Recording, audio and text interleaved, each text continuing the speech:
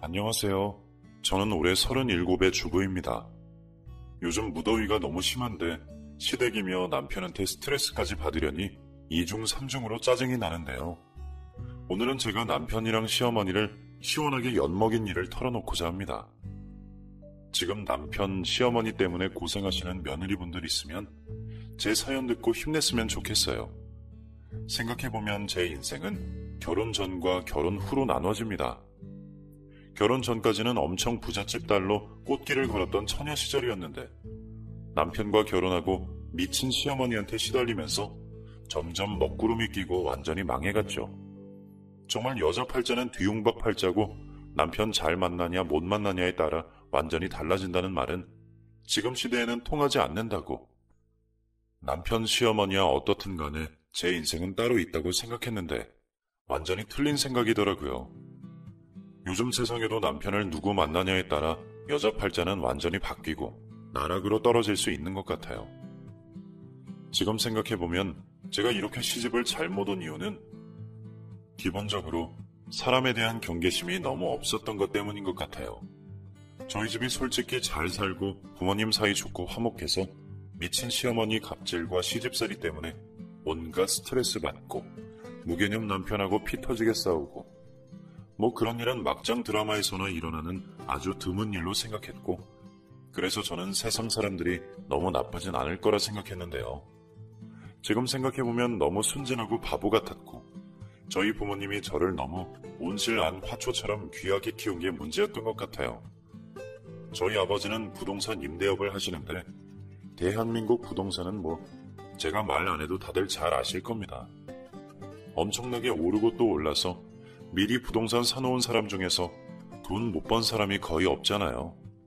물론 개중에는 기획부동산이나 사기꾼들한테 잘못 걸려서 쫄딱 망한 사람들도 있지만 정상적인 방법으로 부동산에 투자했으면 이건 그냥 돈을 쓸어 담는 가장 빠른 지름길이었고 저희 아빠도 그렇게 해서 부자가 된 사람이었어요.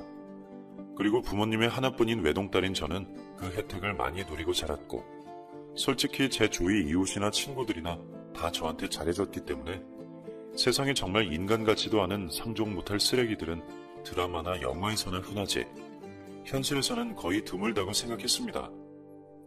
그래서 남편과 시어머니를 처음 만날 때 저한테 잘해줬던 가식적인 태도에 홀라당 넘어갔던 것 같아요. 남편과 제가 처음 만난 건 제가 대학 입학하면서 저희 부모님이 제 대학교랑 가까운 곳으로 이사를 가게 되면서 만났습니다. 저희 부모님은 저를 위해서 당시 최고급 빌라로 이사를 했고 그 이사한 집의 옆집에 바로 남편과 시어머니가 살고 있었죠. 그 빌라는 재력가들이 사는 곳이라서 남편 집도 잘 사는 집이었습니다. 시어머니는 처음 이사온 저희한테 굉장히 잘해주었고 저희 엄마한테도 동네 구경시켜주고 저희가 이사 선물로 고급 한과 세트를 돌린 다음 날에 바로 고급 와인을 답례로 주었죠. 그래서 처음 만났을 때 시어머니의 첫인상은 굉장히 좋았고 인자하고 우아하고 남을 배려할 줄 아는 사람인 줄 착각해버리고 말았어요. 남편 역시 좀 잘생긴 외모여서 저는 우연히 엘리베이터에서 마주친 남편에게 첫눈에 반해버리고 말았죠. 네, 제 무덤 제가 판 겁니다. 그땐 이런 사람인 줄 몰랐으니까요. 남편 나이는 저보다 4살 위였는데 이제 갓 군대 제대한 복학생이라고 하더라고요. 저는 대학생이고 남편은 이제 군발이 신분에서 벗어난 복학생인데 이웃사촌으로 만났으니 어쩌면 서로 눈이 맞는 건 당연했는지도 모릅니다. 게다가 저희 엄마랑 시어머니는 빌라의 관리인단으로 같이 들어가서 일주일에 한 번씩 빌라 발전을 위해 의논한다는 구실로 만나서 비슷한 재력의 이웃 아줌마들끼리 같이 호텔 피트니스도 끊고 주말마다 같이 골프를 칠 정도로 친해졌기 때문에 저희는 다 같이 식사 자리에서 만날 기회도 많았고 아무튼 눈 맞기 좋은 환경이었어요.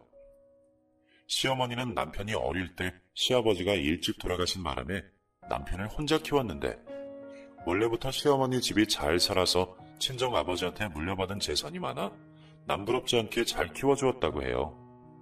저희 어머니는 원래 편모스라나 편부스라 같은 결손 가정에 대해선 편견이 좀 있는 편이어서 만약에 제가 선이나 소개팅으로 남편을 만났다면 편모스라라는 말 들었으면 아예 나가지도 못하게 했을 텐데 우연히 이웃으로 만나고 또 시어머니랑 절친이 되고 나니까 제가 옆집에 사는 오빠가 마음에 든다고 말했을 때 오히려 찬성했습니다.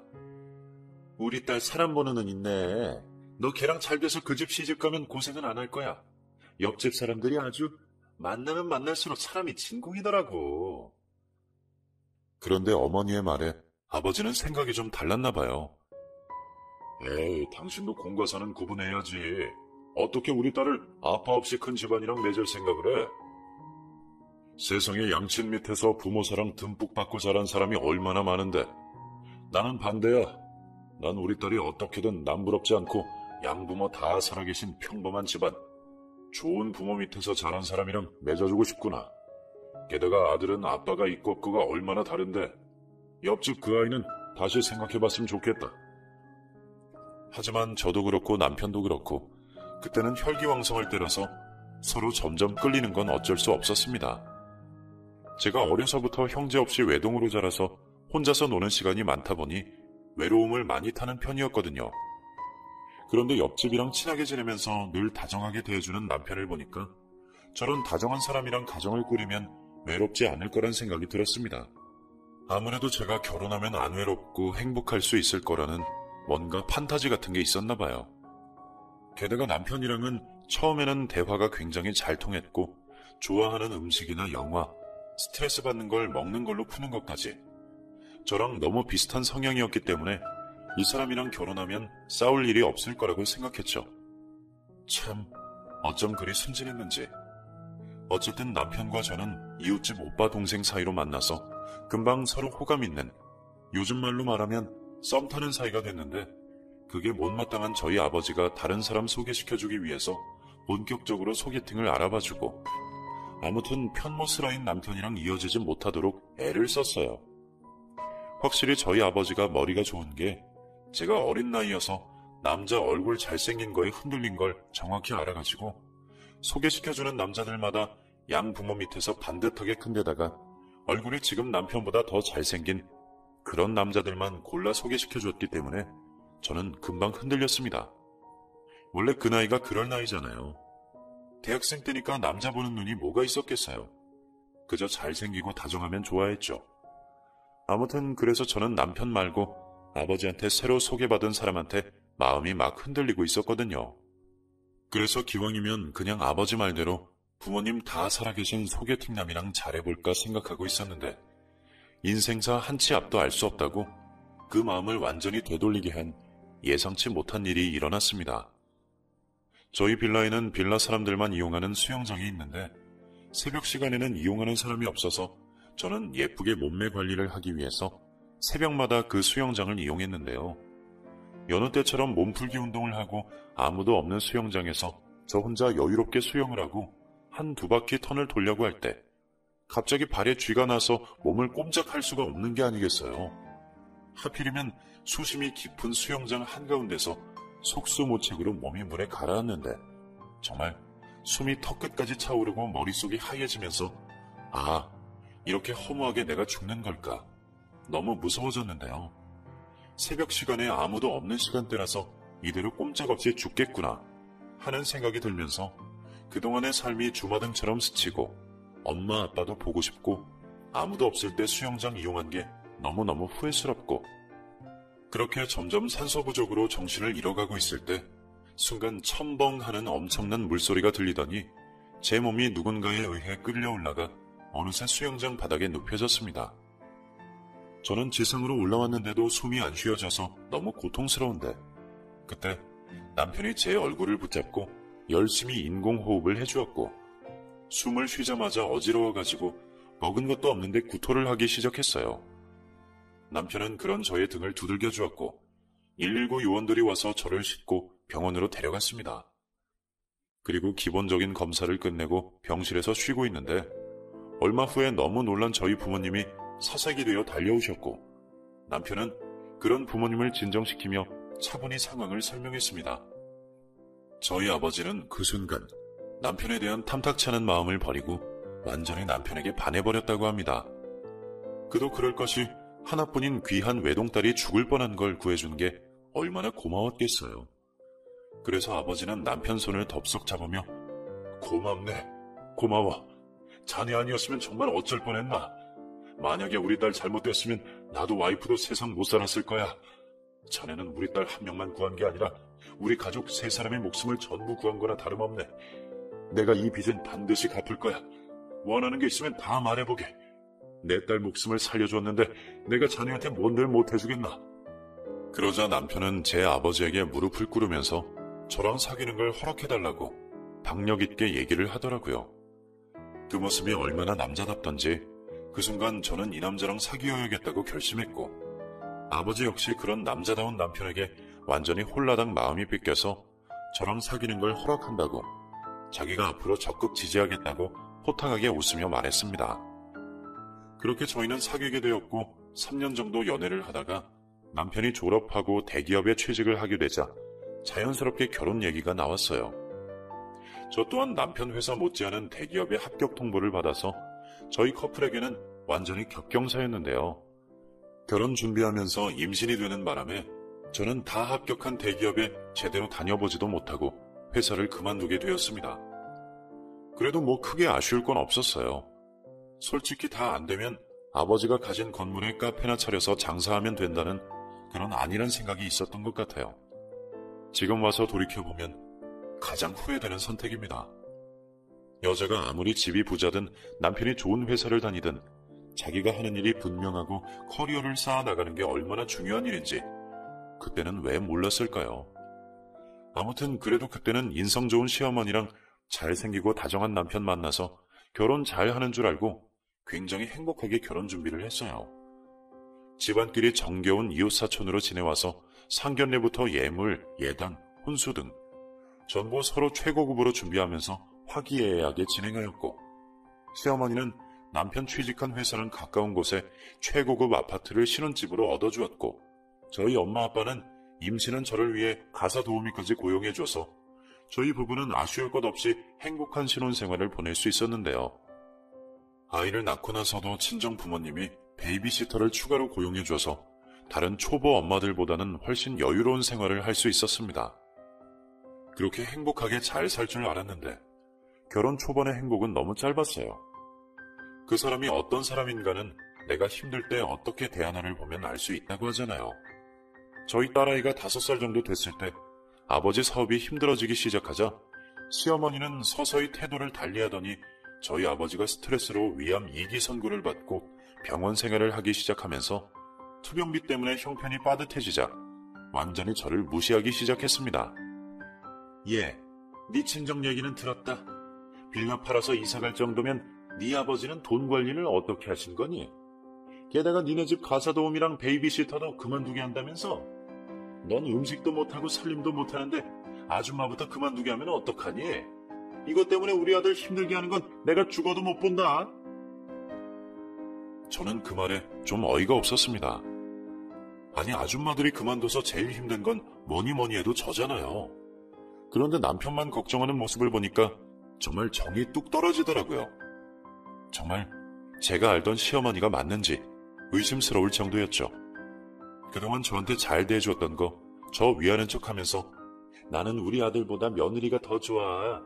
우리 며느리 난 한 번도 내 딸 아니라고 생각해 본 적이 없어. 뭐 이렇게 잘난 척하고 다녔던 게 전부 거짓말이라는 생각이 들었어요.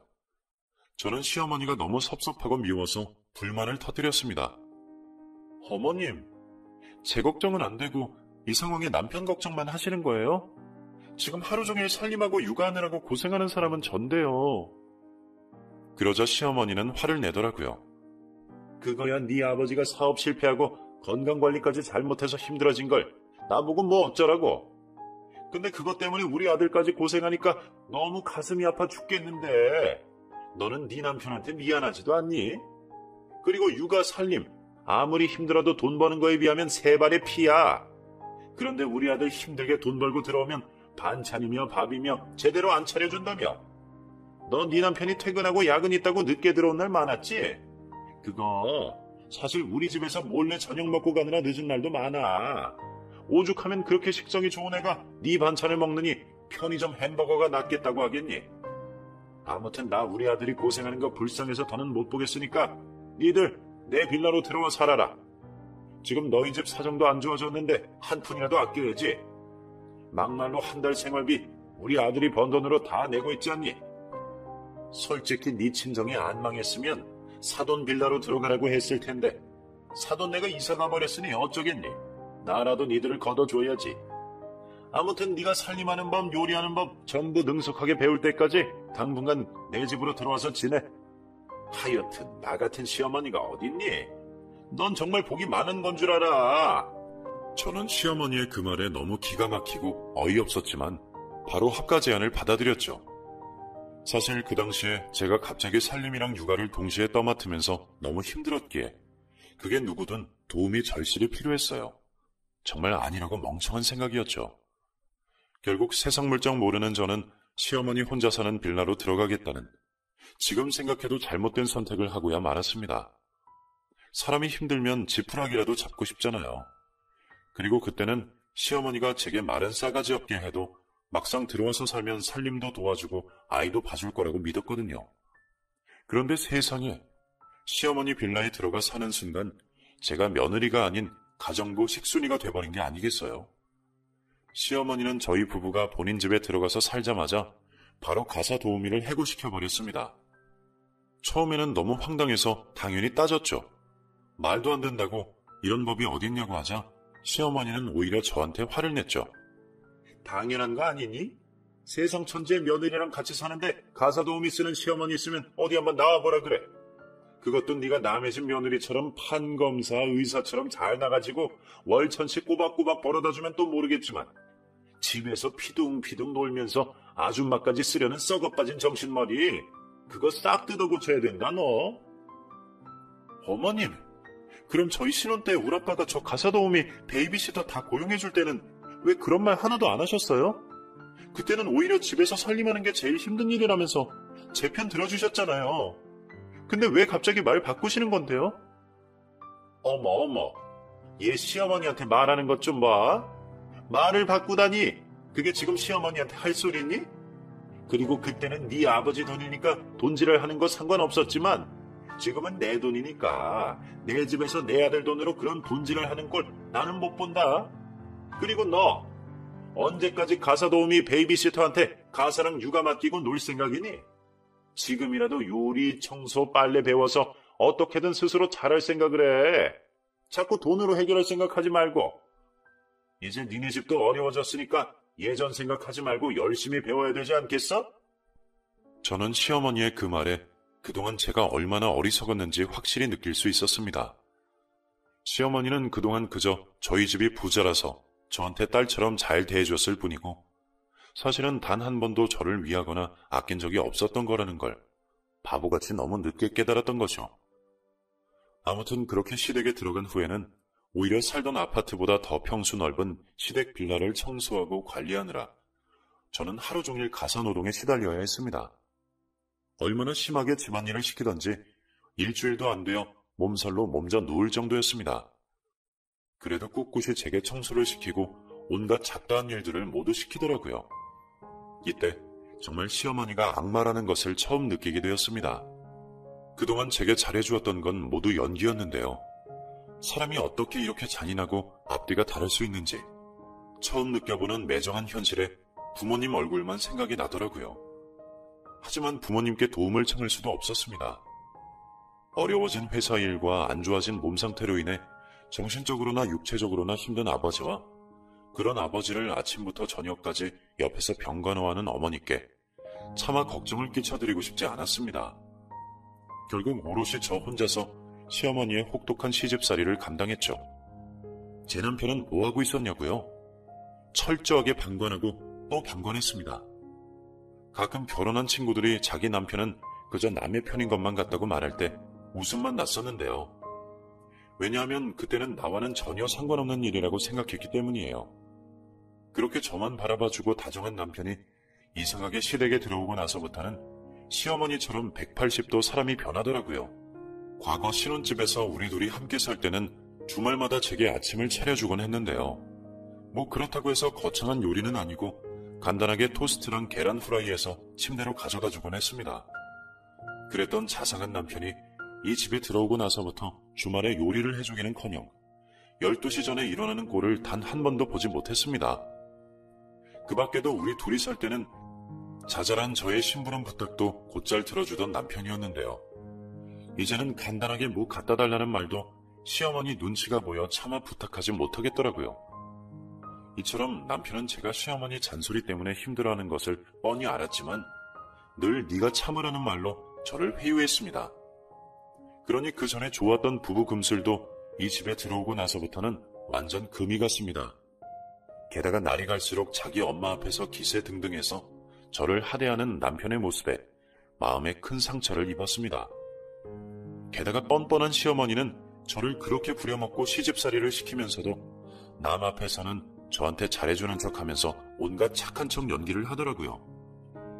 마치 본인이 선심 써서 자기 빌라에서 아들 며느리가 편하게 먹고 산다면서 주위 이웃들한테 잘난 척을 해댔습니다. 겉으로는 며느리 위해주는 척하지만 사실 그 빌라에서의 제 생활은 하루 종일 밥하고 빨래하고 설거지하고 그야말로 식모 생활이나 다름없었죠. 나중에는 얼마나 저를 굴렸는지 주부 습진이 올 정도로 손가락이 부르트고 메말라갔습니다. 여기서 끝이 아니었습니다. 시어머니는 제가 집으로 들어오니까 안 지내던 제사까지 가지고 와 집에서 지내기 시작했습니다. 원래 시어머니는 시아버지와 시할아버지 제사를 돈을 주고 절에 맡겨왔는데요.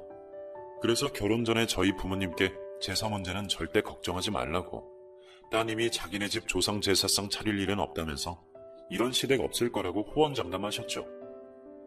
하지만 제가 시댁에 들어오면서 갑자기 말이 확 바뀌면서 조상한테 잘해야 복이 들어온다고 하시더라고요. 그러면서 며느리도 들어왔는데 언제까지 남의 손에 조상 제사를 맡길 수는 없다면서 갑자기 저보고 제사상을 차리라고 하는 겁니다. 누가 봐도 이건 너무 의도적이잖아요. 이제 제사상 차릴 며느리가 있으니 갑자기 하지도 않은 걸 한다는 게 너무 부당하게 느껴졌죠. 저는 이 부분만큼은 도저히 참을 수가 없어서 남편한테 제사만큼은 절대 못 지낸다고, 죽어도 못하겠다고 하고 울었는데요. 남편 새끼 하는 말이 가관이더군요. 여보, 나 섭섭하려고 그래. 나도 회사 나가기 싫은데 자기랑 우리 딸 위해서 매일매일 회사 나가서 돈 벌어오잖아? 그런데 자기는 1년에 2번 우리 아버지랑 할아버지 위해서 제사 지내는 게 그렇게 싫어? 그거 싫어서 지금 내 앞에서 우리 엄마 욕하면서 우는 거야? 여보, 진짜 실망이다. 나는 자기가 마음이 따뜻하고 생각이 깊은 여자인 줄 알았는데, 그리고 막말로 당신은 나 아니었으면 죽은 목숨이었잖아. 근데 날 위해서 그까지 제사 하나 못 지내주는 거야? 우리 엄마한테 얹혀 살면서 우리 아버지 제사 지내는 게 그렇게 싫어? 나 이번 일은 솔직히 자기 편 못 들겠다. 우리 엄마 아침마다 나 밥 해주면서 자기 밥도 전부 차려주시잖아. 솔직히 자기가 우리 집에서 하는 게 뭐가 있는데 그깟 제사상 1년에 몇 번 하는 게 그렇게 힘들어? 나 자기한테 좀 실망하려고 하네. 그런 엄마 위해서 제사 문제만큼은 자기가 양보 좀 해줬으면 좋겠어. 네. 여러분, 이거 제 남편 새끼가 실제로 내뱉은 말입니다. 이때 그나마 남아있던 정도 완전 떨어진 것 같아요. 미친 시어머니에 지 생각밖에 안 하는 멍청한 남편까지. 저 완전히 똥 밟은 거였어요. 진짜 아버지 암투병만 아니면 저 때 당장 짐 싸들고 친정으로 도망가서 당장 양육권이랑 이혼 소송했을 텐데, 상황상 부모님한테 손을 뻗치기도 그렇고 또 이제 유치원 다니는 어린 딸을 아빠 없이 키우는 것도 애한테 못할 짓인 것 같아가지고 저는 또 바보처럼 다가오는 추석에 조상 제사를 지내보겠다고 시어머니 지시에 따라 생선이니 나물이니 바리바리 싸들고 와서 제사 준비를 했습니다. 준비하면서도 시어머니는 제가 한 음식은 온갖 꼬투리를 잡아서 잔소리를 해댔는데요. 어떻게 너는 하나를 알려주면 열을 알기는커녕 하나도 제대로 하지를 못하니? 다시 해. 너 바보니? 어쩜 너는 그렇게 너는 손재주가 없니? 정말 이날 아침부터 계속 비난 섞인 잔소리를 하는데 정신이 돌아버릴 것 같은 기분이 들더라고요. 정말 옛날에 서푼 다전만 있어도 처가살이는 안 한다는 말이 있잖아요. 저는 진짜 뺑전 한 푼만 있어도 시집살이야말로 안 해야 된다는 걸 느끼며 울면서 조기를 굽고 전을 부치고 나무를 묻혔습니다. 그렇게 시어머니의 잔소리를 들으며 나무를 묻히고 있을 때였습니다. 갑자기 핸드폰이 울려 확인해보니 아버지였습니다. 부모님과 전화를 하면 괜히 눈물이 날 것 같아 오랫동안 연락을 안 하고 있었는데요. 하지만 이때만큼은 아버지의 전화가 너무나도 반갑더라고요. 하지만 전화 내용은 전혀 반갑지 않았습니다. 글쎄 저희 엄마께서 아버지 병원 오는 길에 교통사고 당했다고 하는 게 아니겠습니까? 저는 이게 대체 무슨 일인가 싶어서 제가 음식 준비하다가 앞치마를 벗어놓고 엄마가 있다는 병원 응급실로 향했습니다. 이때 시어머니가 잠시 옆집에 놀러 가셨을 때라 차마 말씀도 못 드리고 정신없이 택시를 잡고 병원으로 달려갔습니다. 알고 보니 엄마가 아버지 간병에 정신없이 지내다가 급하게 횡단보도를 건넜는데 음주운전 차량이 초록불에도 불구하고 저희 엄마를 치려고 달려왔다고 하더라고요. 그나마 불행 중 다행히도 저희 엄마가 잽싸게 뒤로 물러나서 그 음주운전 차량이랑 직접적인 접촉은 없었다고 해요. 하지만 대신 그 차량을 피하느라 뒤로 넘어지는 바람에 엉치뼈가 부러졌더군요. 그래서 다행히도 그리 크게 다치진 않으셨어요. 나중에 아버지에게 자세히 이야기 들으니 엄마께서 잠도 못 자고 하루 24시간을 병간호만 하셨다고 하더라고요. 오랜만에 본 엄마는 살이 엄청 빠졌을 정도로 고생한 게 얼굴에 보이더라고요. 저는 엄마가 그동안 저한테 말 못하고 아버지 간병을 혼자서 신경 쓰느라 얼마나 힘들었는지를 알게 돼서 너무 마음이 아팠습니다. 죽은 남편, 아빠, 할아버지 제사 지낼 시간에 살아있는 내 부모한테는 신경도 못 쓰고 힘들 때 옆에 있어주지도 못하고 딸 노릇 하나도 못했다고 생각하니까 너무 미안하면서 눈물이 펑펑 쏟아졌어요. 그렇게 울고 있는데 눈치 없는 시어머니한테 전화가 오더라고요.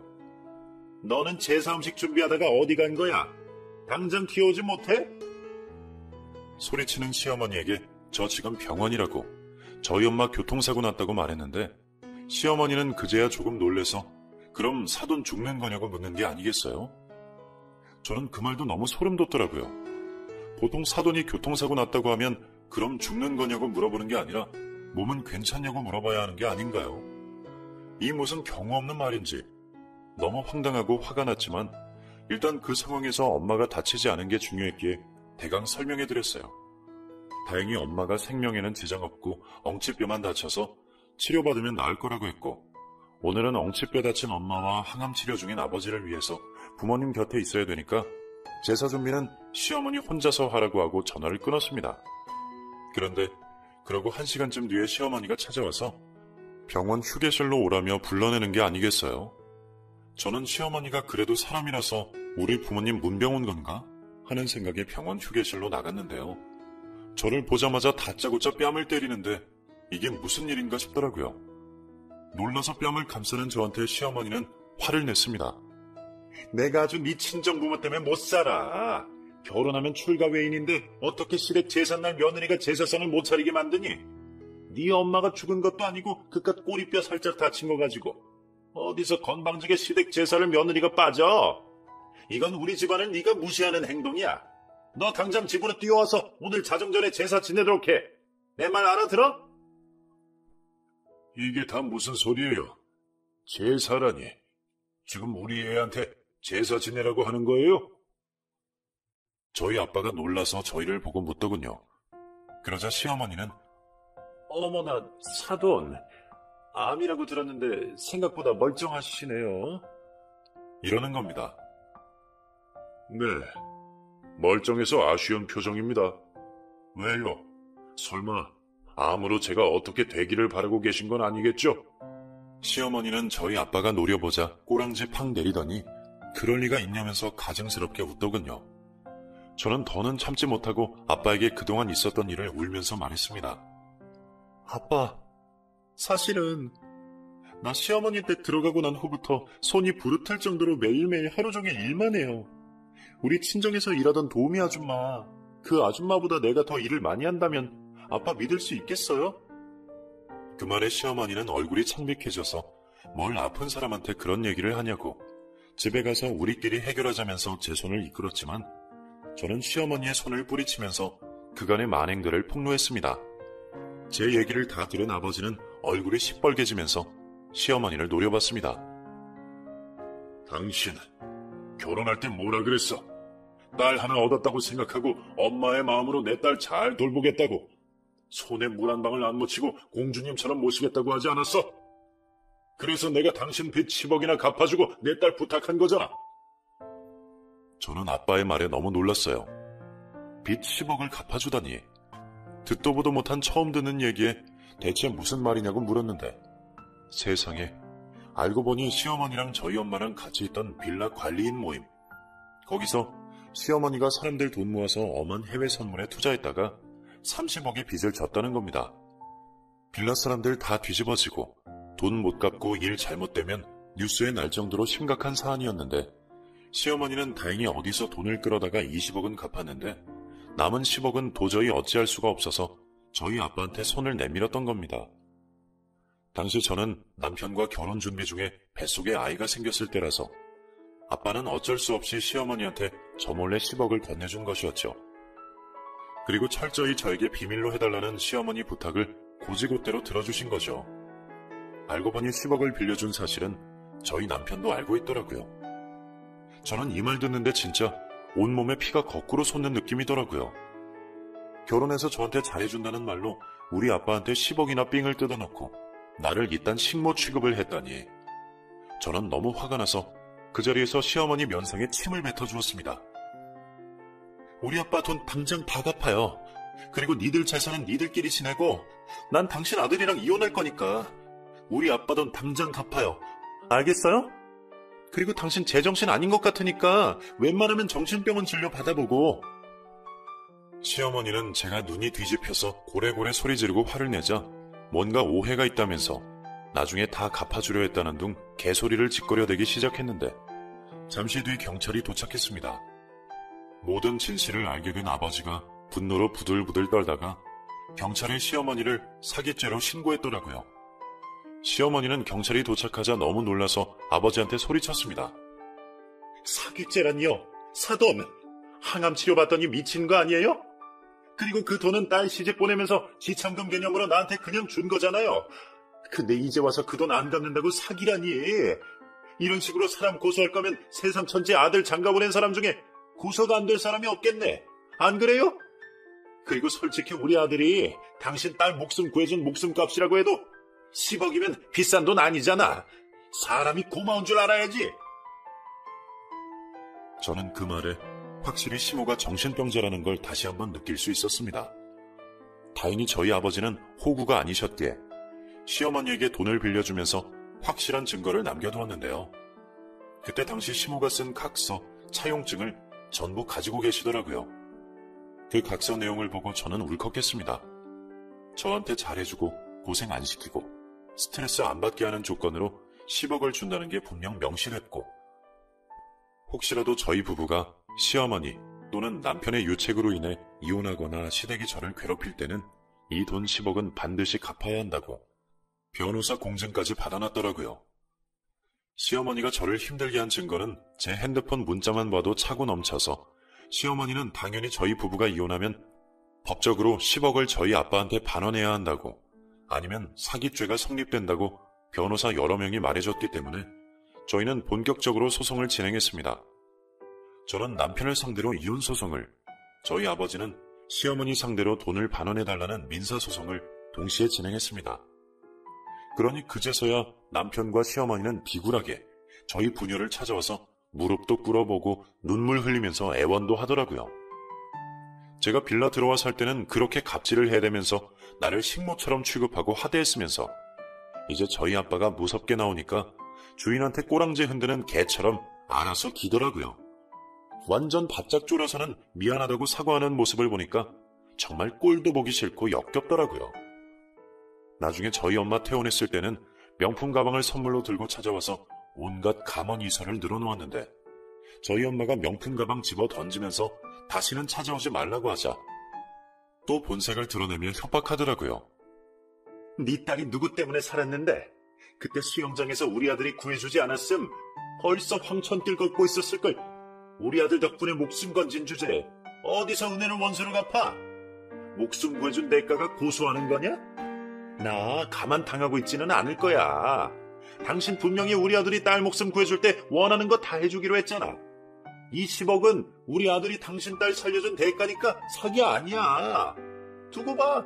법정에서 누가 이기는지. 이렇게 큰 소리를 쳐대는 시어머니를 보자 그나마 남아있던 정까지 전부 떨어지더군요. 하지만 시어머니의 계획과는 다르게 법정에서 남편이 제 목숨을 구해준 대가로 돈 10억을 받아야 한다는 주장은 전혀 인정되지 않았습니다. 그리고 재판하면서 알게 된 건 저희 빌라 수위 아저씨를 남편이 미리 매수해서 제가 아침 수영한다는 걸 미리 알고 저를 꼬시기 위해 계획적으로 접근해놓고 마치 우연히 운명적으로 만난 생명의 은인인 척했다는 거였습니다. 저는 다시 한번 이혼을 다짐했고 법정에서 사기죄가 인정이 되어 시어머니는 징역 1년에 집행유예 2년 처벌을 받았습니다. 남편과의 이혼도 제가 승소했고 위자료와 정신적 피해보상 2천만 원을 법적으로 받을 수 있었고 애 양육비도 다달이 100만 원씩 받을 수 있었는데 남편 집안이 개털이기 때문에 아마 그것까지 받긴 힘들 거예요. 하지만 저희 부녀는 어떻게든 10억은 돌려받고 싶었죠. 그런데 이 인간들이 법적 판결이 나왔는데도 돈 없다면서 안 갚고 배째라로 나오는 게 아니겠어요? 그래서 저는 시어머니 앞으로 되어 있는 빌라에 근저당이랑 대출 빼면 12억 정도 건질 수 있다는 걸 알고 민사소송을 진행했습니다. 저희 빌라 관리인단 분들이 제 편 들어주면서 많이 도와주고 같이 싸워줘서 가능한 일이었죠. 결국 지리한 민사소송 끝에 시어머니는 빌라를 팔아서 남은 돈 10억을 저희 아버지한테 돌려주었습니다. 그거 돌려주는데도 참 어찌나 찌질한지 아무리 그래도 애 키우려면 아빠가 있어야 된다는 둥 그동안 일은 전부 잊고 우리 다시 시작해보자는 둥 돈 안 갚으려고 열심히 개소리하는 게 참 안쓰럽기까지 하더라고요. 하지만 저는 그런 개소리 전부 무시하고 저희 아빠 돈 10억을 반환받으려 했는데 시어머니가 펑펑 눈물을 흘리면서 애원하기 시작했습니다. 나 이 돈 없으면 감옥 가. 사채 썼기 때문에 이 돈 안 갚으면 내 장기까지 떼가려고 할 거야. 너 내가 아무리 미워도 죽기를 바라지는 않을 거 아니니. 너 이 돈 지금 나한테서 가져가면 사채업자 손에 날 죽게 하는 거나 다름없어. 저는 그게 또 무슨 말이냐 물었더니 알고 보니 집벌은 못 고치고 또 투자해서 사채 빚을 졌던 겁니다. 나중 가서는 안 되니까 불법 도박은 물론 마약 운반 일까지 손댔더라고요. 정말 인생 왜 그따위로 사는지 이 정도까지 막장 인생일 줄은 꿈에도 몰랐습니다. 저는 시어머니에게 한 가지 제안을 했어요. 사채업자들이 그렇게 무서우면 모든 죄를 자백하고 스스로 감옥 가라고요. 하지만 그건 또 죽어도 싫은지 끝까지 돈 못 주겠다고 하길래 할 수 없이 경찰에 신고해서 시어머니는 감옥에 끌려가고 말았습니다. 제가 시어머니 대화 녹음한 걸 경찰에게 넘겼으니까 죄를 자백한 거나 마찬가지였으니까요. 그 후 저희 아빠도 암치료가 많이 호전되어 저희는 다시 원래 시어머니 살던 빌라로 들어와서 살게 되었습니다. 남편은 시어머니의 사채 빚으로 인해 지금은 완전 개털되어 월세방을 전전하면서 힘들게 살아가는 것 같더라고요. 지금도 새벽마다 술 마시고 전화질을 해대고 자기가 미친놈이라면서 용서해달라면서 끊임없이 재결합을 요구하지만 제가 미치지 않고서는 그런 남의 편새끼와 재결합하는 일 따위는 절대 일어나지 않을 겁니다. 저희 아버지 어머니가 예전만큼 재력가는 아니지만 저랑 우리 딸 둘을 먹여 살릴 형편은 충분히 되니까요.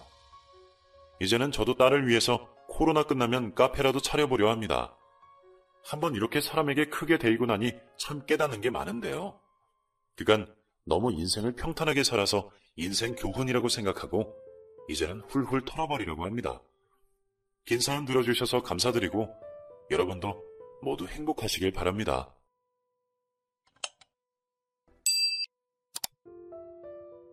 좋아요 누르는 거 잊지 않으셨죠? 바람난 사연 지금 시작합니다. 기다리는 것도 하루 이틀이지. 정말 이제는 너무나 외롭고 보고 싶은 마음뿐이랍니다. 대체 이 사람은 어떻게 된 건지, 죽었는지 살았는지 말이라도 해주면 좋으련만.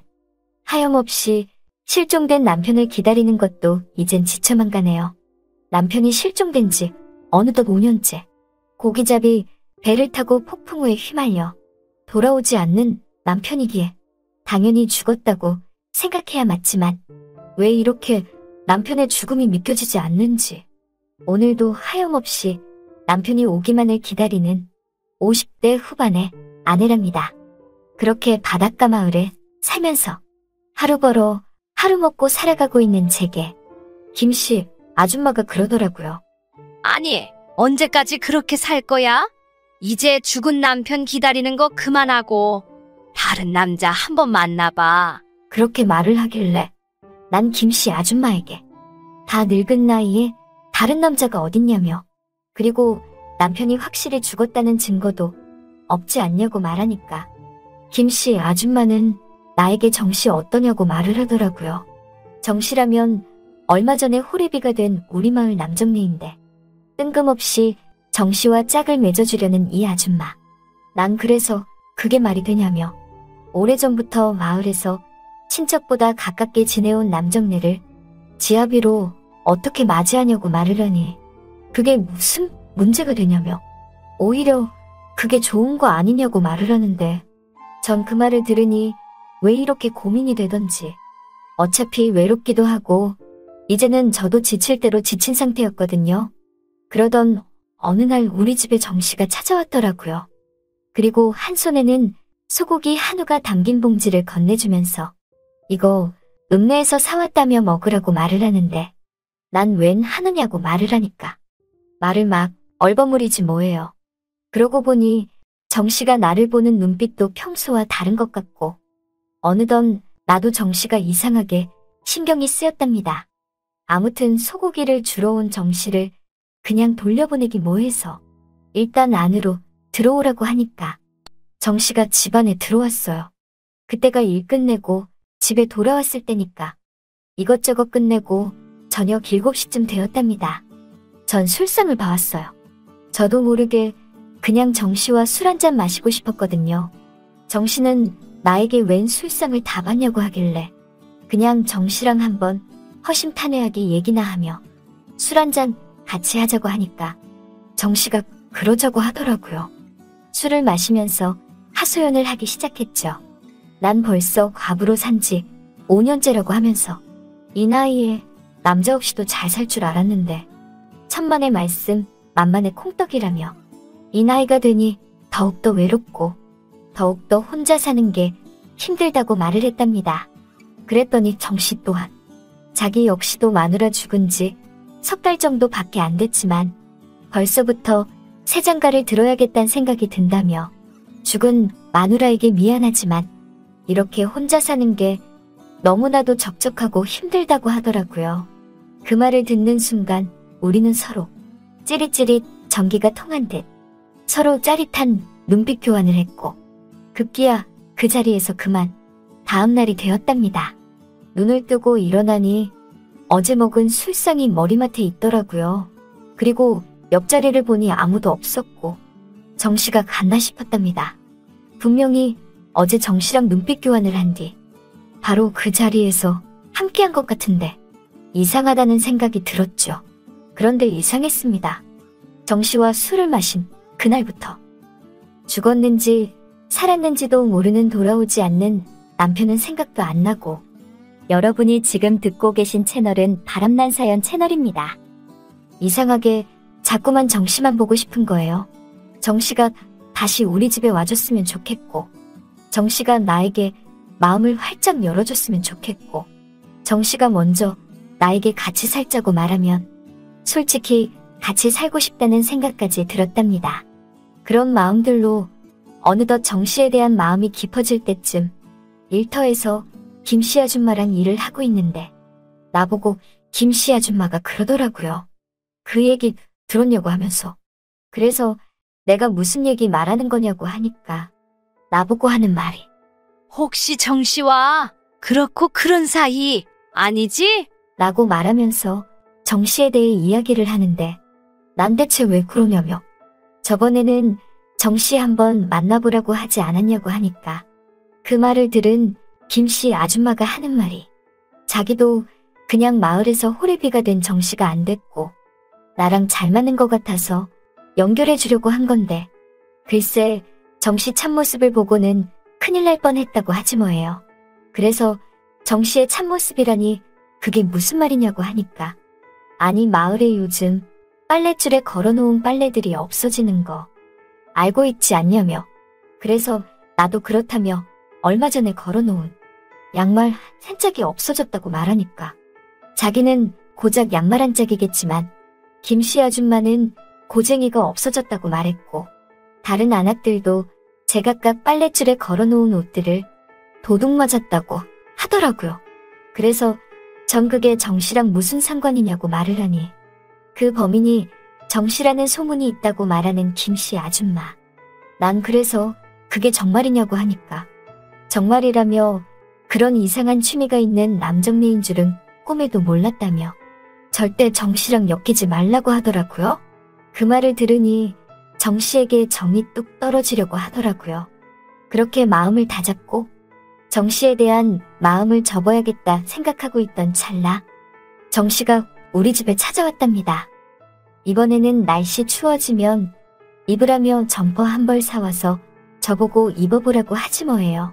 저는 고마움도 잠시 왠지 우리 집 빨랫줄에 걸린 옷들을 또 훔쳐갈까봐 자꾸만 정씨를 의심의 눈초리로 쳐다보게 됐어요. 그러면서 냉랭하게 이렇게 말을 했죠. 옷은 옷하러 주는 거냐며 혹시나 내가 그쪽에게 관심이 있을 거라는 생각 추호도 하지 말라고 했죠. 그리곤 저번에 같이 보냈던 건 정씨도 그렇고 나도 그렇고 우리 둘 다 술을 먹어서 실수였다고 말을 하니까 정씨가 갑자기 나에게 왜 그러냐며 혹시 다른 남정네 생긴 거냐고 묻지 뭐예요. 그래서 난 그건 몰라도 되고 가지고 온 옷 필요 없으니까 도로 가지고 가라고 했답니다. 그랬더니 정씨는 아쉬움을 뒤로 한 채 되돌아가더군요. 정씨가 가고 빨랫줄을 보니 빨래들은 그대로 다 있더라고요. 그새 또 우리 집 빨랫줄에 걸린 옷들 훔쳐갈까봐 걱정이었거든요. 그리고 얼마 뒤 일터에 일하러 나가려고 하는데 앞에 경찰차가 보였습니다. 보니까 마을 최순경이랑 강순경이 어떤 남자를 포박하듯 끌고 가더라고요. 그래서 난 가다가 슬쩍 그들을 보며 인사를 하면서 무슨 일이냐고 하니까 최순경이 하는 말이 드디어 마을 빨래도둑을 잡았다면서 이 남자가 우리 마을 빨래도둑이라며 잡았다고 말하는 거예요. 그래서 전 그 범인의 얼굴을 슬쩍 쳐다보니 웬일이니 정씨가 아닌 거예요. 그리하여 최순경에게 이 사람이 정말 범인이 맞는 거냐고 하니까 맞다면서 빨래를 훔치고 있는 걸 봤고 그리고 이제껏 저지른 범행도 시인을 했다고 하지 뭐예요. 그 말을 들으니 뭔지 모르게 제가 실수를 했다는 생각이 들었답니다. 그런데 한번 정씨에게 차갑게 대한 내가 더 이상 정씨를 잡을 수 있는 길은 없었어요. 안 되겠다 생각하여 용기 내어 정신의 집으로 한번 찾아가 봐야겠다 생각하고 빈손으로 가기 뭐해서 직접 담근 된장을 통에 담아서 정신의 집으로 갔어요. 그렇게 정신의 집 앞에 서서 정씨를 부르려고 하는데 갑자기 이 늦은 시간에 김씨 여편네가 정신의 집에서 나오더라고요. 그러면서 날 보고는 깜짝 놀라는 표정을 짓지 않겠어요? 저는 김씨 아줌마에게 여긴 웬일이냐고 물으니 갑자기 김씨 아줌마는 놀란 듯 아무 말도 못하고 그냥 막 도망치듯 가지 뭐예요. 뭔가 이상했어요. 전 문 밖에서 정씨를 불렀고 정씨가 나오더라고요. 전 정씨에게 김씨 아줌마는 왜 왔다 간 거냐고 물으니 정씨에게 들은 말은 충격 그 자체였답니다. 글쎄 저 여편네가 자꾸 자기 집에 찾아온다며 싫다고 해도 정씨 보고 매번 어차피 마누라도 없는데 자기가 하루 24시간은 아니더라도 하루에 1시간만이라도 마누라가 돼준다며 이렇게 어느 순간부터 찾아온다고 하지 뭐예요. 그 말을 들으니 전 김씨 아줌마보다 정씨에게 더 화가 났어요.